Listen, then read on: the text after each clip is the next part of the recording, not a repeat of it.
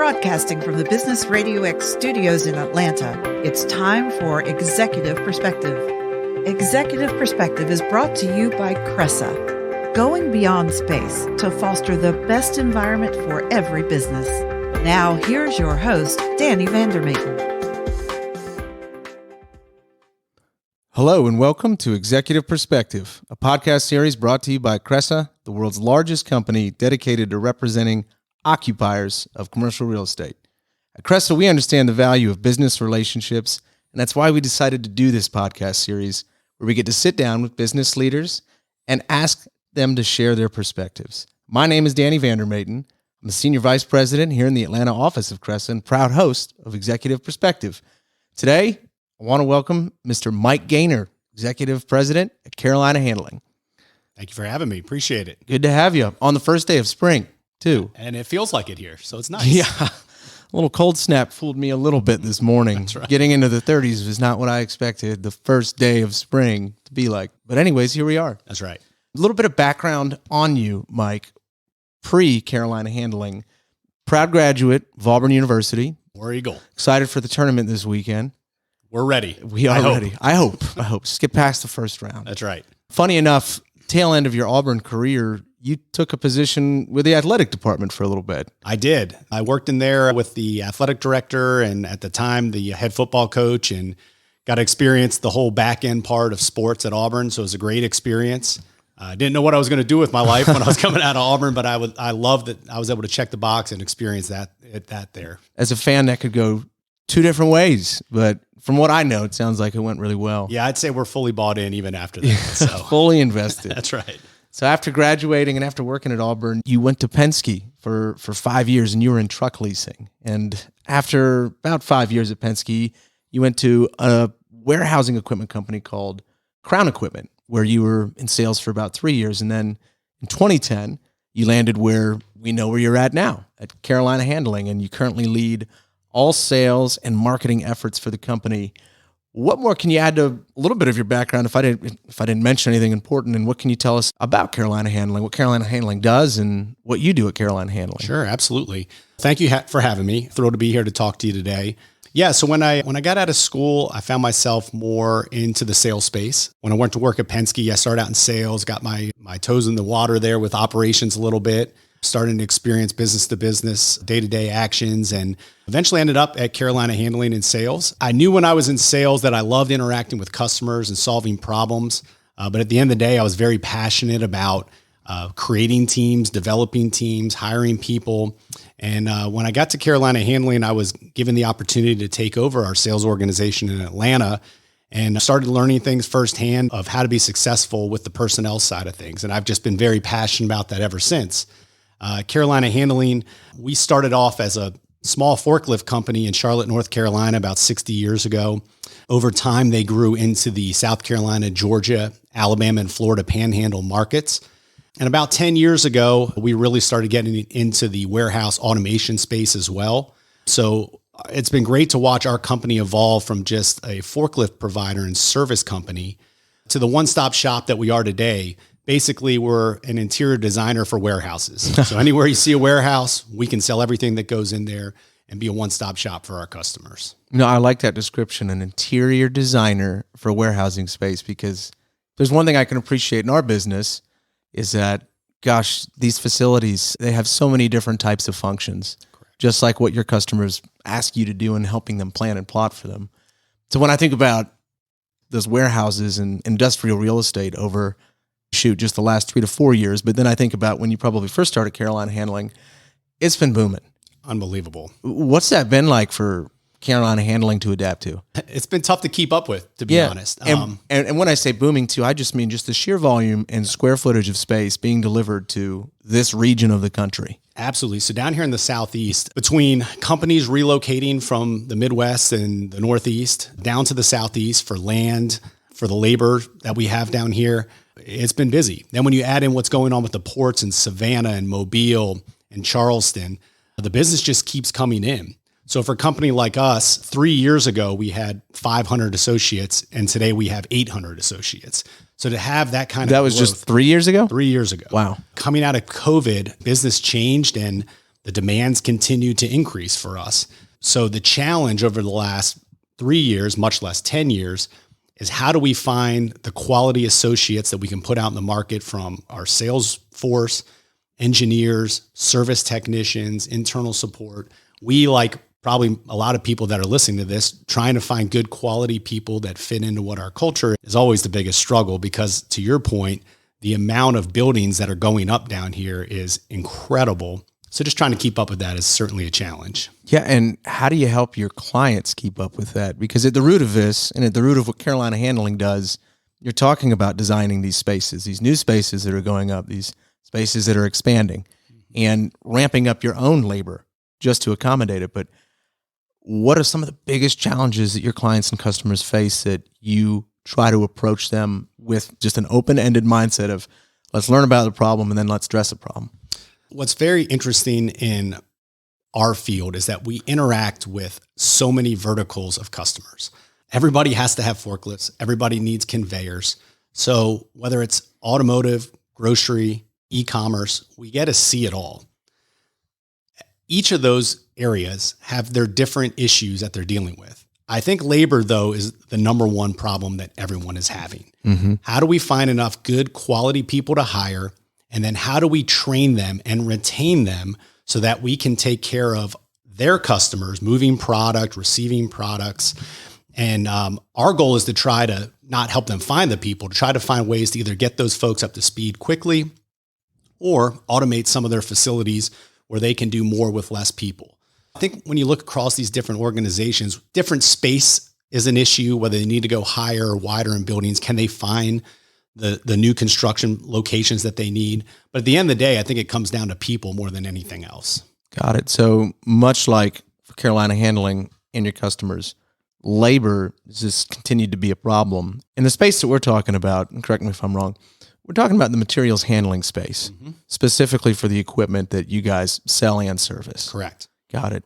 And so that's another good question I'm just thinking about right now. When I think about Carolina Handling, it's really easy to think about the shiny, beautiful looking forklifts and side loaders and everything. But sure, another equally as important part of your business is servicing.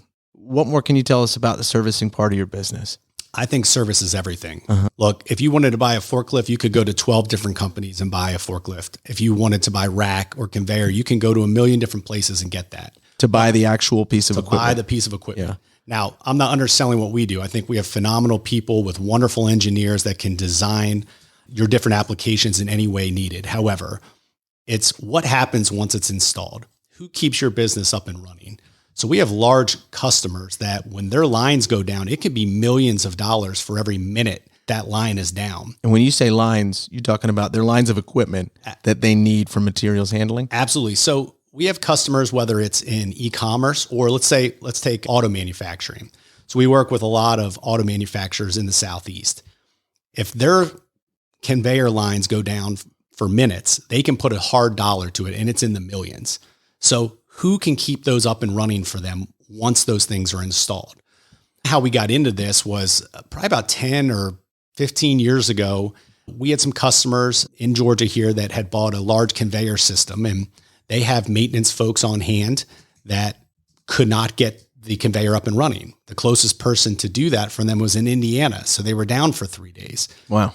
We specialize in the fact that we have 400 service technicians in the Southeast, and we can be at their facility in 1 hour to get them up and running. So for all of our customers, that's a hard cost and benefit that we can provide for them, not just by selling it to them, but by keeping them up and running as well.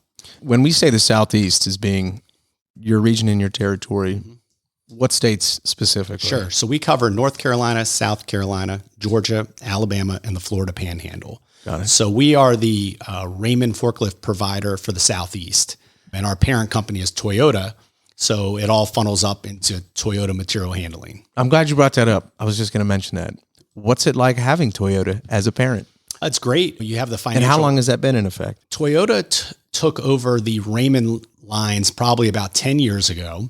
So Raymond out of upstate New York makes a lot of the electric forklifts for Toyota and obviously the Raymond equipment as well. It's definitely a huge benefit for us because we have the financial backing of one of the largest companies in the world. but they really give us the autonomy to run our business as we see fit based on the top part of the world and the country that we're in. And it's been a fantastic partnership for us. Yeah, excellent. And how long has that partnership been in effect? So it's been about 10 years now. Okay, great. Yep. And how did that come to be? Because when I think of Carolina Handling, 60 years ago, you started out in North Carolina. Shoot, we already talked about your growth the last 3 years, but how did 10 years ago that meeting of the minds happen? So you have Toyota prides itself in brand awareness, and they like to be the strongest brand in whatever field that they're in. Raymond actually created the reach truck, which is a type of forklift that's out in the market many years ago. And Toyota looked at Raymond as a best in class and was able to acquire it and tie it into their line of equipment. And now you have the benefit of the Toyota propane lines to go along with the Raymond electric lines. So it really gives us a best in class offering for all of our customers. Nice. And I know we're jumping around a little bit here, but we were talking expansion a minute ago. What do you see as one of the potential challenges as we continue to rapidly grow that we are still working on? And I say we as a region, when it comes to accommodating those material handling companies of this region. Yeah. Any of us that are driving between Atlanta and Charlotte, North Carolina, everything we see is just warehouses being built everywhere. It seems like there's no more just open space. There's just buildings going in. Mm-hmm. So that's great. That's great for our part of the country. And with that comes challenges of infrastructure, workforce, being an attractive company to hire those workers that are out there. It's something that we are constantly trying to be the best at, as most of our customers are as well. We're all competing for those same folks. And how do you stand out to try to make your business the most attractive? And I think that's what a lot of customers are dealing with now. Mm-hmm. They're dealing with the challenge of trying to separate themselves from their competitors. Correct. And distinguish their product specifically. Absolutely. Interesting. So we were talking about this earlier too, labor. I know that over the last 10 years, and I say we, collectively as a society, as a country, we've seen technology advance, and specifically AI. And I'm curious to know, how has AI impacted the landscape of material handling businesses that you work with, and also Carolina Handling's business model? Absolutely. So that is rapidly becoming a larger portion of our business. So last week here in Atlanta, we had the largest trade show that's in the U.S. It's called MODEX. And when you go in there, the whole Georgia World Congress Center was taken up with material handling companies, from software companies, robotics, forklifts, you name it. When you go around that space and see the amount of AI that's there, it just blows your mind. There are so many companies with so many products that do things so differently. This is what is happening when these companies can't find enough labor. The birth rate in the country right now is slower than it's been in the past, from all the baby boomers that are starting to retire. Is that right? That's correct. That's interesting. So there's more jobs that are available than there are workers to fill those jobs, especially in the Southeast right now with the amount of companies we have coming in here. So going out and getting creative on how you can handle the materials differently and make sure your customers are supported is becoming more and more prevalent.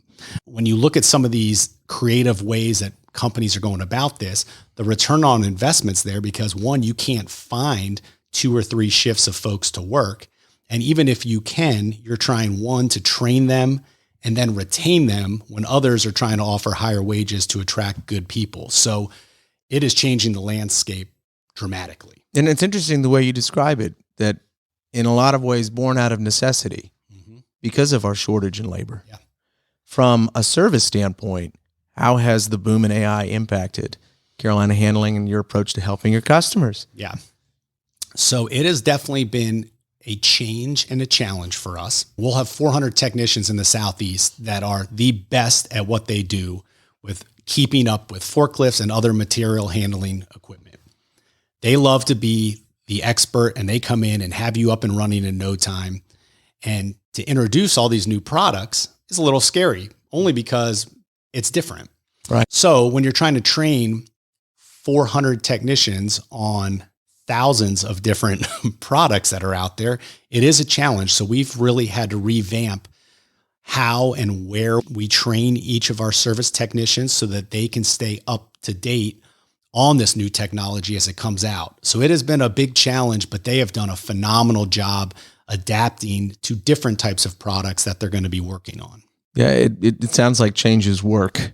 They do, but you got to really put some planning in place to make it happen. That's for sure. But generally speaking, when change comes around the corner, everybody kind of groans and winces a little bit because you got to do something different. Absolutely. And by nature, your customers, and just like a lot of everyone else's customers, it takes a little bit of intentionality to be able to pivot intelligently in order to adapt. Absolutely. So how have you seen AI and the introduction and insertion of AI, how have you seen it benefit the way some of your customers do business? There's no doubt that it makes it more efficient. It's very dependable. So we've seen systems that could be a $9 million investment with a 9-month ROI on it because of the efficiencies that they pick up with it. Now, getting customers to view those type of solutions at that dollar amount is a different conversation where you really have to explain and show them the benefits, help them feel confident that you know how to install it and fulfill what their end goals are.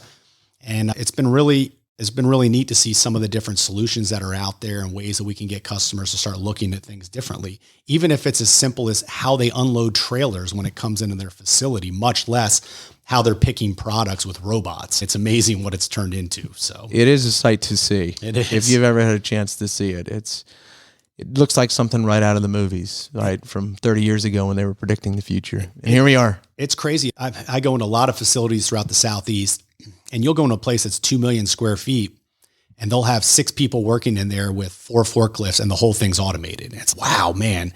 But that's where companies are trying to go. Some of the big e-commerce companies like Amazon obviously have led the way with that. And now you see a lot of other companies that are trying to mirror what they're doing and pick up some of those efficiencies. How do you see those efficiencies impacting the industry and these businesses and your clients over the next 5 to 10 years? I don't see it going away. I think COVID really sped a lot of this up. When COVID hit, we all got used to ordering our groceries online. Amazon obviously boomed. Nobody's going to the mall anymore. If you're not buying it online, you're not getting the sales. Yeah. So with that came a lot of challenges, not just for companies fulfilling the orders. What really happened is when people sent returns back, how do you handle that when it comes in? It's a whole different part of the supply chain that no one really had to deal with at that volume before. So it forced us into that. And everybody, me included, have gotten so used to just buying everything that way. And I'm going to order 2 of these, and whichever one doesn't fit, I'll just send back. It's forced these companies to have to change how they traditionally have handled their own businesses. And that can be not just e-commerce or grocery. This can be anything that you're purchasing or acquiring. And it's been interesting to watch how it's changed the way our customers go about things and the way we have to go about supporting them so that they can come through for their customers in that way. So it's fun to watch, but it's unbelievable how much it's changed. Yeah, it is. And to that point of change, just over the last 3 years, for you guys going from 500 to 800 people, and from just what we've seen, what I see, what our company sees in industrial real estate, I'd venture to guess that you guys track the material handling industry pretty closely. And very closely. Predictively, you try to make sure you could align Carolina Handling's growth with the industries. What did you guys think? What did it look like compared to what actually happened over the last 3 years ago? And with that, what have been some of the best things that have come from it for Carolina Handling? So I can think back to when COVID first hit, and we sat down with our executive. What a day that was. Boy, I'll never forget it. And actually, this trade show I told you about, we were hosting it that week in Atlanta when COVID just shut it down. And it was unbelievable. And now that you're never talking about this, it was early March. It was early spring when that happened 4 years ago. Yes, almost unbelievable. Exactly to this day that we're sitting down and having this conversation. Unbelievable. Yeah. So I think the biggest thing for us is when that hit, we sat down with our executive team and we decided, are we going to be aggressive with this, or are we going to sit back and just wait and see what happens? Because there was so much uncertainty. And we thought our customers, regardless, are going to need equipment. They're going to need service. We don't know how we're going to get it to them, but we need to continue to grow as they get ready to ramp up coming out of COVID. We hired a lot more people out in advance, got them trained. So when customers' needs came in, we were prepared and had our folks developed where they could go out and take care of those people. It's unreal. When COVID hit, everything stalled. And then when it came out of it, it just took off. It was unbelievable, especially in the e-commerce space. So I feel like because of how aggressive we were in making sure that we kept our rental fleet high, we kept our associates high, we laid no one off during COVID. It really put us in a prime position coming out of that time to where our business has just grown substantially. And that's probably one of the best decisions we've made as an organization, probably in our 60-year history. It's great. To be assertive and aggressive at that moment in time. People were laying folks off and we were hiring at Really? the exact same In time. your industry, people were. Absolutely. And other companies. You saw people. That sounds nutty to think about, knowing what we know now. It is. We knew, though, from a service technician level that once the demand increased, people wouldn't be able to get forklifts or other products quickly. So somebody was going to have to take care of them and keep them up and running for their business needs. It really gave us a chance to shine, to help our customers out when we got into that space. It sounds like the answer to that original question was, when it all happened, you guys hunkered down and just started planning for the growth and predicting the growth. In some ways, trying to figure out what it might look like. And we didn't know it would go that quick. I say predicting loosely to say you guys were preparing for it. Yeah. Because I know right before that point in time, e-commerce was on a very steady incline and it just ratcheted right up. We all were at home and that's amazing. Unbelievable. So interesting. Yes. So Carolina Handling, you guys do some pretty cool things philanthropically. Yes. What can you share about that? Very proud about that. So our organization is a few things that I feel like, I want to say separate us, but we're just very proud of when we're recruiting folks. The number one thing we do is we're very active in our community. We're across a 5-state area. Here in Atlanta, we do a lot with the Atlanta Food Bank, the Ronald McDonald House. Every single company event we have, we tie it to a charity. Whether that's we have a sales and service meeting in Greenville, we have local schools come in with second grade classes that we'll put on a Halloween parade for. Every year we have one set big charity that we'll try to support. This past year was children with cancer and helping those families out. This year we're focusing on hunger. So regardless of what area we're in, we're very proud of the fact that we can be part of those communities and do more than just support our customers out there. We want to support our community in general. So that's been great. The other fantastic thing with Carolina Handling, we probably don't share a lot of this, but every year at Christmas, all of our folks donate into one big cause and the company matches whatever is donated. And then at any point during the year where any of our associates have any hardships with unexpected death in the family, illness, time off work, we're able to go in and support them in that way. And it's a great way to take care of each other.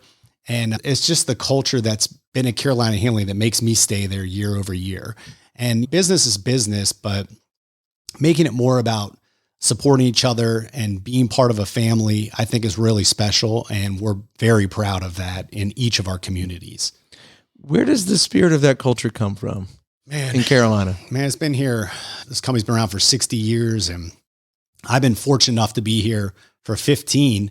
And I look across the board at the quality of people that we have here, and they don't only just care for each other that way, they care for their customers in that way. And we encourage that.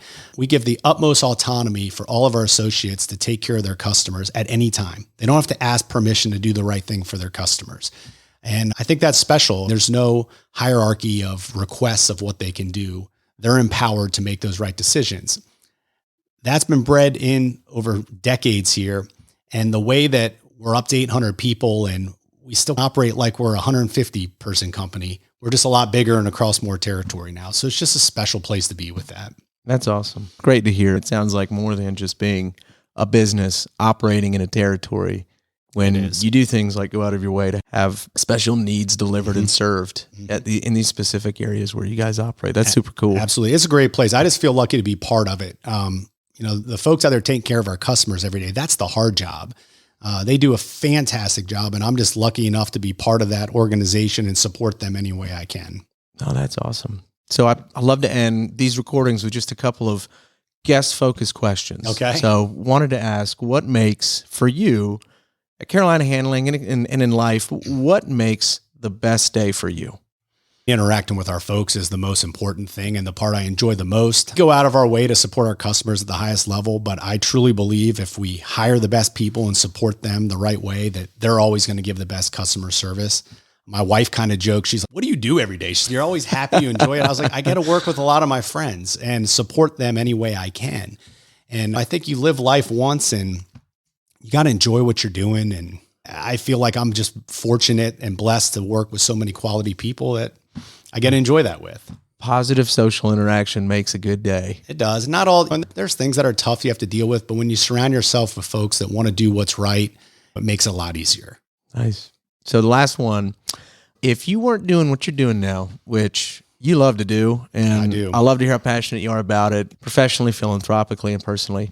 If you weren't doing what you're doing now, what would you be doing? What industry or what realm of business or even pursuit would you love to entertain or dabble in if you could, and if you didn't love what you're doing? Man, that's an interesting question. Yeah. So it's a hard one. It is. No one's holding you to this. And, I know Carolina Handling's not worried about you. It's funny. I never thought I'd be in the material handling industry in the first place. So I'm like, man, I love what I do. I never would have thought I was doing that day in and day out. I could do anything. I'll be honest. I'll go back to the beginning. I'm an Auburn guy. I love it there. Yeah. If I could go back and open my own little business in Auburn and live down there and be part of that community, and I would love to do something like that, just where it was a small little business that I owned on my own in some form or fashion. That would probably be key. As long as I could interact with people daily and be part of something, I think that would make me incredibly happy. Auburn is a special place. I don't always just say that because you're an Auburn guy. No, I agree with you on that. It's amazing. It is. I see the draw. Yes. Because I drink the Kool-Aid too. There you go. That's right. But yeah, I guess that. And to that point, how do you see us? We're going to get real off subject here. How do you see us doing this weekend? No one's holding you to this prediction. Man, I could go on this all day. Yeah. So we looked great over the weekend in Nashville. I think we are very capable of beating just about anybody, but we're going all the way to the West Coast and we're in a really tough bracket. Right. So I think we at least make it to the Sweet 16. I hope, knock on wood. But then with UConn coming through there, it could be a little tough. So. It's not the easiest bracket. No. A lot of these brackets aren't easy, but man, it's tough. We're really stacked against us to go that far out west. But it's not unlike 2019 a little bit, though. Very true. When we went to the Final Four, we had to beat Kansas, North Carolina, Kentucky. Blue Bloods. So college basketball blue bloods. In a lot of ways, if you're playing to your competition, maybe you don't want the layups at the beginning of the bracket, right? We could probably do a separate podcast on this subject together. Oh, we easily could. Yeah, we easily could. We'll book it. And to that point, we've covered everything. I appreciate you answering everything that you have just about going through 2020 and beyond and everything in the materials handling business and sharing with us everything you have about Carolina Handling, Auburn football, shoot.